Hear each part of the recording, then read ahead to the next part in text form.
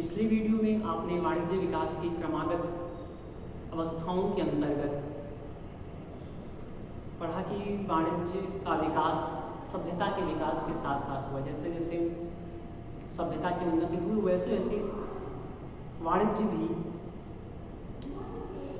विकास के पथ पर अग्रसर हुआ। सर्वप्रथम सभ्यता ने आखेट युग में प्रवेश किया तो वाणिज्य विकास की जो क्रमागत अवस्थाओं के अंतर्गत जो पहली अवस्था है उसे हम आखेट युग के नाम से जानते हैं। आखेट युग में मनुष्य जंगली जानवरों की तरह अपना जीवन निर्वाह करता था। वह जब उसे भूख लगती जानवरों को मारकर खाकर अपनी क्षुधा को शांत करता था। रहने के लिए गुफाओं एवं कंदराओं वृक्ष की छाया, घने वृक्ष की छाया या वृक्षों पर रहकर जंगली जानवरों से वो अपनी रक्षा करता था।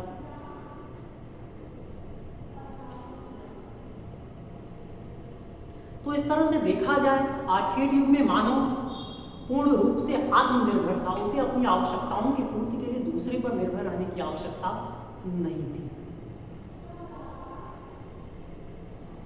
आखेट युग के बाद समाज पशुपालन युग में प्रवेश किया। समाज पशुपालन युग की ओर बढ़ा तो जिन जानवरों को वह मारकर खाता था अब मनुष्य के अंदर उनके प्रति दया की भावना विकसित हुई, जिसके कारण बस अब वह उनका पालन करने लगा। पालन करने के साथ साथ उन जानवरों के लिए भोजन की आवश्यकता के कारण वह उन स्थानों पर रहने लगा जहां पर इनके चारे पानी की व्यवस्था उपलब्ध हो, जिससे धीरे धीरे गांव का निर्माण होने लगा। मनुष्य जिन जानवरों को, जिन पशुओं को पालता था वह उसकी व्यक्तिगत संपत्ति होती थी। ठीक है, इस युग में दुग्ध, कंदमूल एवं जानवरों के मांस से व्यक्ति का जीवन निर्वाह होने लगा। तन ढकने के लिए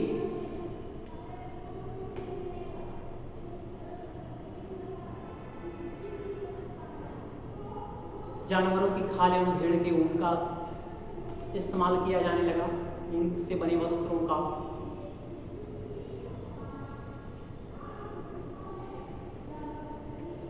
पशुपालन युग के बाद कृषि युग। पशुपालन करने के साथ साथ जानवरों के चारे पानी आदि की आवश्यकता महसूस है, जिससे मनुष्य ने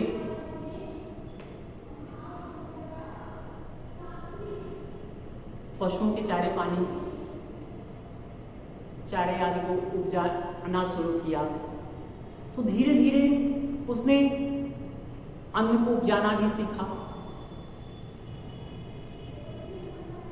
इस युग में मनुष्य का प्रमुख व्यवसाय कृषि हो गया। उसने रहने के लिए झुग्गी झोपड़ियों का निर्माण किया। धीरे धीरे गांव बसने लगे। कृषि कार्य के लिए श्रमिकों की आवश्यकता हुई। दास प्रथा का प्रारंभ हुआ।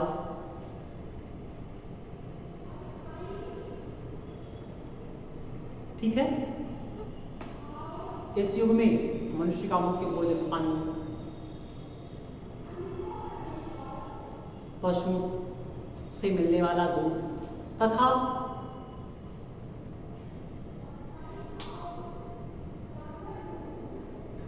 पशु के मांस। ठीक है, तो मनुष्य का मुख्य व्यवसाय कृषि हो गया। अब वह कृषि पर निर्भर रहने लगा। ठीक है, तो धीरे धीरे जो मनुष्य की आत्मनिर्भरता है वह समाप्त होने लगी। वह अपनी आवश्यकताओं के लिए दूसरे वस्तु विनिमय प्रणाली का प्रारंभ हुआ।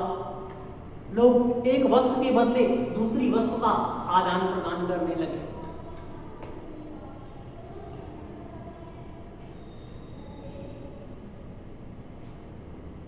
कृषि युग से वाणिज्य हस्तशिल्प युग में प्रवेश किया। हस्तशिल्प युग में समाज विभिन्न वर्गों में विभक्त हो गया। समाज में बढ़ई, मूची,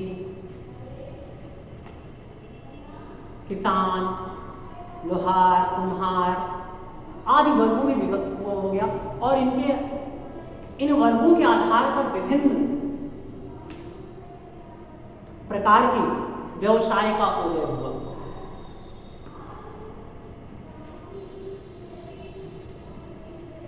वस्तु विनिमय की कठिनाइयों के कारण लोगों ने मुद्रा की खोज की, तो वह समाज में वस्तु विनिमय व्यवस्था के साथ साथ मुद्रा विनिमय का प्रारंभ भी हुआ।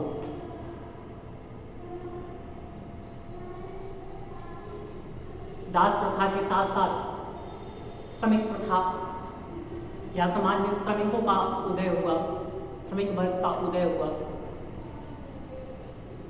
ठीक, हस्तशिल्प युग के बाद गृह उद्योग युग।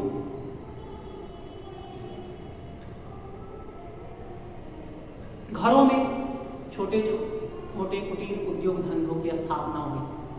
ठीक है, तथा उत्पादन कार्य छोटे पैमाने पर किया जाने लगा तथा उत्पादन के पैमाने को बड़ा करने का प्रयास किया जाने लगा। ठीक है, साथ ही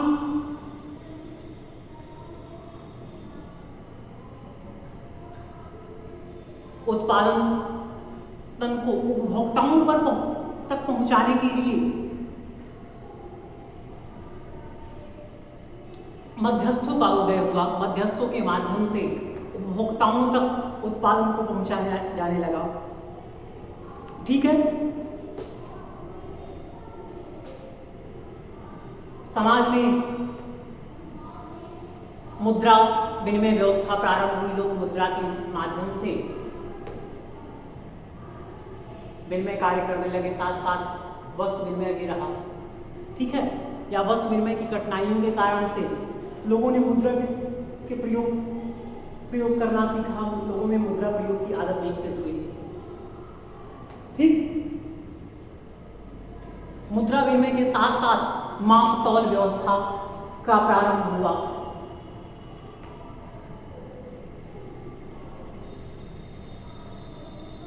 मानव श्रमिक वर्ग के साथ साथ धनी और निर्धन वर्ग का जन्म। चूंकि समाज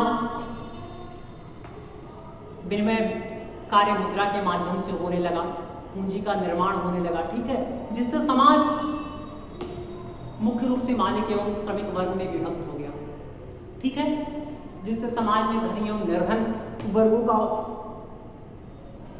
उदय हुआ। साथ ही साथ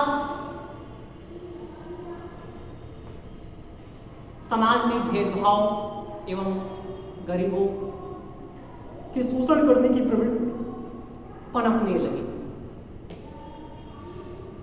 ठीक है, अगला है आपका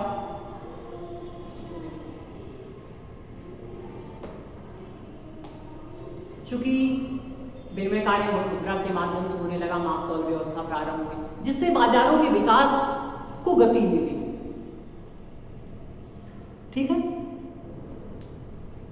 गृह उद्योग के बाद हम वर्तमान औद्योगिक युग में प्रवेश किए हैं। इसे औद्योगिक क्रांति के नाम से जानते हैं। 18वीं शताब्दी में इंग्लैंड में औद्योगिक क्रांति हुई, जिसका प्रभाव पूरे विश्व पर पड़ा। अब यंत्रीकरण, मशीनीकरण का युग प्रारंभ हो गया।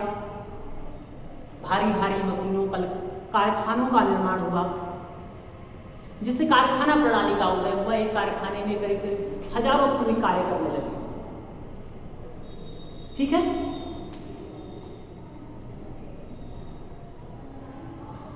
मशीनों को चलाने के लिए अणु शक्ति, भाप शक्ति, जल तथा विद्युत शक्ति आदि का प्रयोग प्रारंभ हुआ। कारखाना प्रणाली के उद्योग के उदय से बड़े पैमाने पर उत्पादन कार्य किया जाने लगा, जिससे संगठन की आवश्यकता महसूस हुई, संगठन के महत्व में वृद्धि हुई। ठीक है, अब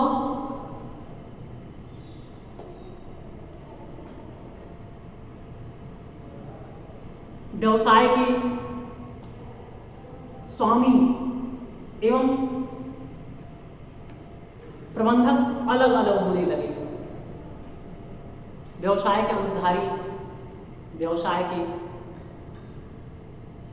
स्वामी के रूप में, ठीक है, और प्रबंधक वैतनिक कर्मचारी के रूप में कार्य करने लगे।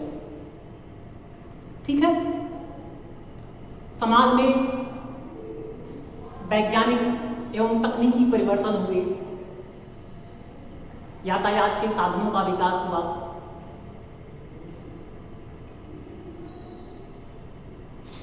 जलयान, रेलयान, वायुयान का निर्माण हुआ, और जिससे आवागमन आसान हो गया। लोग देशी व्यापार के साथ साथ विदेशी व्यापार में प्रगति हुई। ठीक है, तो पूरा विश्व एक इकाई बन गया, भूमंडलीकरण का दौर शुरू हो गया। ठीक है, संदेश वाहन के नए नए साधनों का विकास हुआ।